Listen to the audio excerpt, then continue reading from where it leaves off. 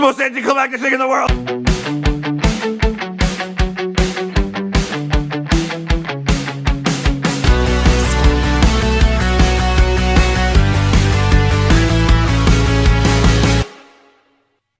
Hey, welcome back everybody.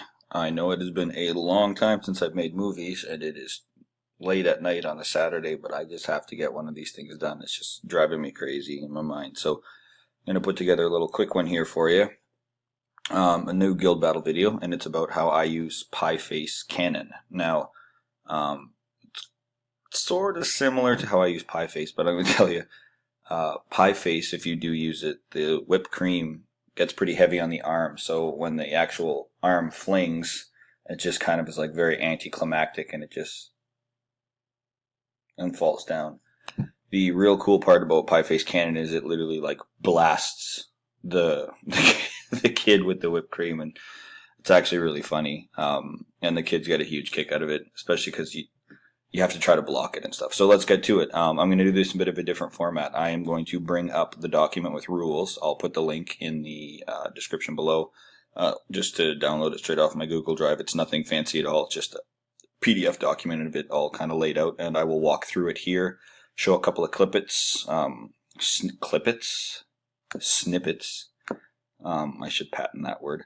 And then I guess literally from there what we'll do is that'll be it. It'll be a pretty quick and dirty video, so let's just hop right to it. Alright, here I am in the corner, and here are the rules. So let's just go over this pretty quick. It's a pretty straightforward game that you could apply right away. It takes 2 minutes to explain to kids. So first thing is, again, I'm going to go ahead and I'm going to use my trivia, like I always do with my Jeopardy, or however you like to deliver your own trivia. Questions, envelopes written on the board, whatever it works for you. My go-to is, again, the Jeopardy. And what I do is round one is all points. You need to have points to bet. So I say in the first round, there's no pieing or cannoning or whatever you want to call it. So round one is strictly trivia. Once we get to round two and on, and when I say round, I mean every guild member, or every guild, I should say, has answered a question. So I got 5 guilds, so round one is when guild 1, 2, 3, 4, 5 has all taken a question. So once we get kind of to guild number 2, or round number 2, first thing you can do is you can take a question, or you can sacrifice your question, and you can try to pie or cannon someone in the face with the whipped cream in the game. So you can challenge someone to shoot them. I love that I wrote that. We'll say cannon them. Now a person can refuse if there's lactose intolerance or any of those kind of allergies. Obviously be aware of that. You can't put water in it like the wet sponge in PieFace, so keep that in mind.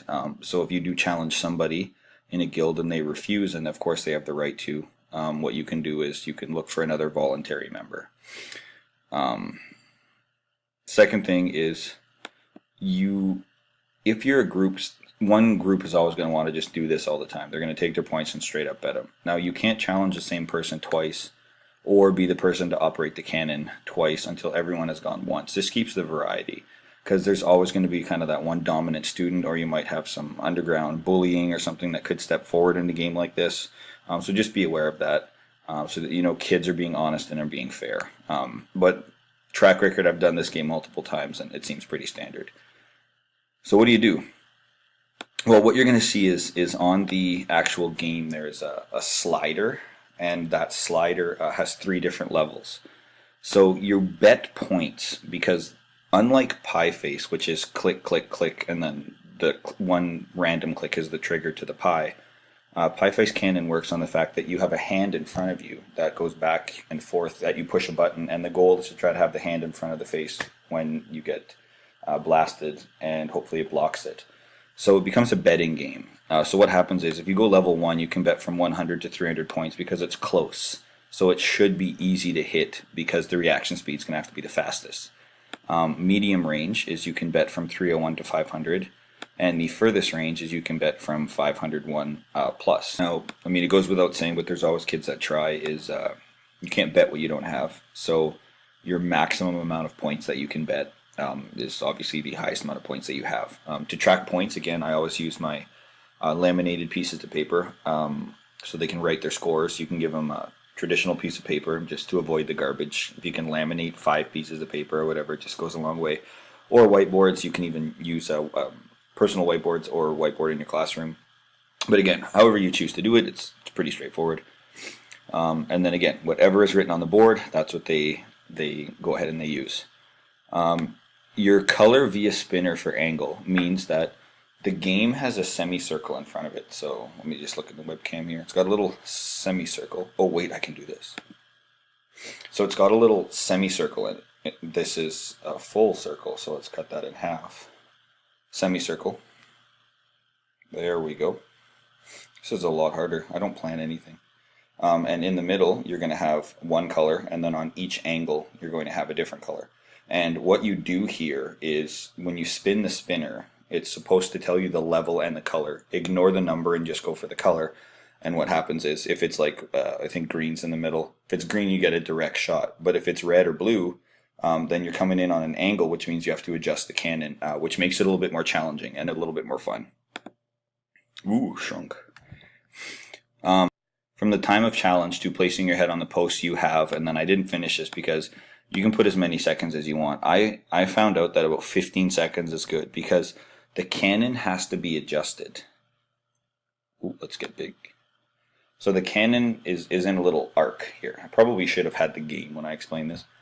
So it's in a little thing with wheels, and the wheel is a fake thing in the front of it. So you have the cannon, and then it sits in a little arc with a stem in it, and then it goes back and forth, up and down. So the kids actually have to aim. So when I didn't have a time limit in the beginning, what happened was kids were just going forever, and then the person was blocking forever, and the shot never happened. As the intro to the video showed, where I was just like, for the love of God, just shoot the button, because it was driving me crazy just waiting. So I instituted 15 seconds. So I say, okay, shooter, you ready? Defender, you ready? And I say, anytime after I say go, you can start. And I kind of count 15 seconds out, or sign it, or whatever the case may be, because it forces kids to adjust and make the decision to shoot. So that is a point of advice just from my own experience. If you don't have a little short timer, then what happens is it can really take a long time. So then it comes to the point scheme. So this I followed directly from the game, because you're supposed to get 1 point for hitting or missing. So I followed the same thing.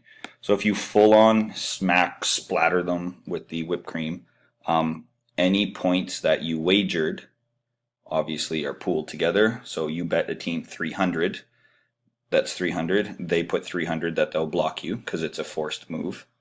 And then 600 points go into the pot. So each team is now minus 300. If you full on splatter them, the team that challenged gets all 600 points. If you full on block it, so if the defending person has the hand come up in front and full on blocks the whipped cream, then the defending team takes all 600 points. If you have a partial hit, the game itself explained that this is kind of neutral and both teams get a point, but I couldn't do that in my variation in my classroom, because what happens is you have a pool of points that is bet. So a partial hit means the points just go back to each team, so I call it a neutral. So if you bet 300, you get it back. If you had 300 force bet because you were challenged, then you also get your 300 back. So it means that nothing happens, which actually is a bit of a game changer, because you might wager everything and then get it all back, which could help or hinder you depending on the situation and the scores of the game. To make it interesting, one time during the game, and this typically happens in the last 5 minutes, so just be prepped for it, a team can bet before you start the 15-second countdown or whatever countdown you want to use to determine if they believe a team will block or will hit. So any points that they want to bet, of course, are going to be placed and pooled together, but they're not allowed to bet higher than the maximum amount of points that was bet by the attacking team. That means that if my team challenged another team to blast them with the cannon, and I bet 300, so the defending team puts 300 in the pool for the block, and a team, we're team 1, the defending team is team 2 in this case, and then let's say team 3 wants to bet because they need points to try to win in the final few minutes of the game, they can only bet 300 points. Now, you can try variations of this rule and have them bet whatever they want. But in the end, all the money gets pooled, because if you have multiple bets, whatever the correct prediction is gets distributed in between all of the teams that were correct. So let's say the team shooting, so you got one that it's going to hit, you've got a team defending, one that's going to defend, and then you have two other guilds that come in and also believe that it's going to be hit. And so let's say in this case everyone's betting 300 points. So now we have 3, 6, 9, 1,200 points in a pool. So you got 1,200 points in the pool, I just write it on the board, and let's say miraculously the person comes up and they block it. That means all 1,200 points go to the defending team because they were the only ones involved in believing it was blocked. But now let's flip the scenario and say they all thought that they were going to block, and instead of a block it was a miss. Well, of course the attacking team gets all the points. And then again, it splits off mathematically however it's divided. So let's say you have two teams that say hit, two teams that say block. There are the two teams. You turn around and you say, okay, so it was a hit. We had 600 points, or sorry, 1,200 points in the pool. That means that two teams that said hit get 600 points each. So it can be a big swing in the game because you're losing and other teams are gaining. And again, it depends on how much is bet and how you want to split it. But I think just literally say it's going to hit or it's not. You can make it complicated and say, oh, you think it'll be a partial hit, but then you get to the, was it a hit or was it not? The game defines a partial hit by saying that some hits the hand that's coming up to block and some hits the person. You make the judgment call. You are the game master, so you have to go ahead. It's often really obvious if they hit or if they miss just based on the amount on the hand. So a little pro tip here is clean the hand, just wipe it down and wipe the base of the game, because if the cannon is too low, sometimes they shoot and hit the little paper screen or plastic screen that their face is in front of. So if it's a clean slate, you can see really obviously where it hit, and then you can make the judgment call from there. That's pretty much it. If you have different game cards, I have 4 game cards that I decided to use. I used one called Smokescreen, and my Smokescreen card means that if you play it against an attacker, they have to wear blacked out glasses. So I just took old safety glasses that I had in my science lab and just covered them in black construction paper. And that means they have to shoot blind, including adjusting it, and no one can help them. So the room's got to be quiet. Or you can have the person blocking them, you can have the person that is blocking with their hand wear them, so then again the block becomes random. You can play the card Mountaintop in my game, which means that it doubles the amount of points for a hit or for a block, which again could work against or for you depending if you make the correct call. My Time Shift cards means you can try again.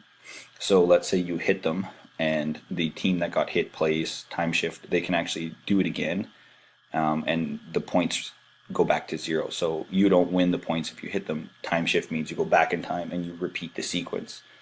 So then if they block it on round 2, they actually get the points. So it's very strategic. And then my Anonymous card means that you can actually pick anybody you want to shoot for you or to be the defender. And there again is some strategy in this, because I've had kids who have used this card and then the person has straight up just taken the shot representing another team. So let me kind of explain this because it might be a bit confusing. If I'm in team 1 and I play Anonymous, I can attack team 2 but pick someone from team 3 to go in the block and score for team 2. So they can say they're just going to take it and the points exchange will go to team 1, or they can come in because they think they'll be a better blocker or defender. So you can kind of add the shooter or defender as you see fit. Which again, I have a card called Fire and Ice, which means you can ask anyone a question or for answers on a test, but they don't have to help you. So you have to trust the person you're picking. And again, so much backstabbing and lying through the teeth happens, and I just think it's a riot because you never know what you're going to get with games like this in kids. So in reality, that's it. If I could give you one point of advice, don't let kids open their mouth, because that stuff, the whipped cream comes out of that cannon incredibly fast, and if they're like, and it hits them, it'll go straight down their throat and they'll choke. I saw some ridiculous videos on YouTube about that, so definitely one to use or to consider. And then the second one is have them wear safety glasses. It doesn't matter what they are, even if it's an old pair of anything, some sort of eye protection, because it comes out fast, and getting blasted in the eye with whipped cream is going to sting. So those two safety things will kind of keep you good as long as you mention it. And again, kids don't mind at all. You'll see in the video they're wearing the glasses. It's no big deal to them. So that's PieFace Canon. Here's a little bit of footage of it. Not too much this time, just nice and quick. Dum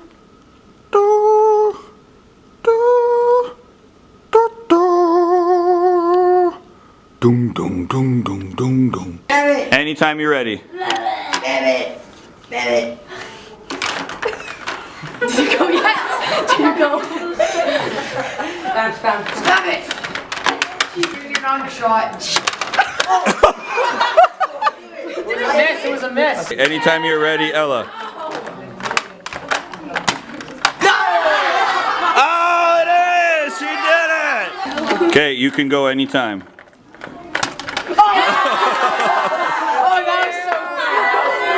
Alright, so that's PieFace Canon. Something you can do literally for your next review game.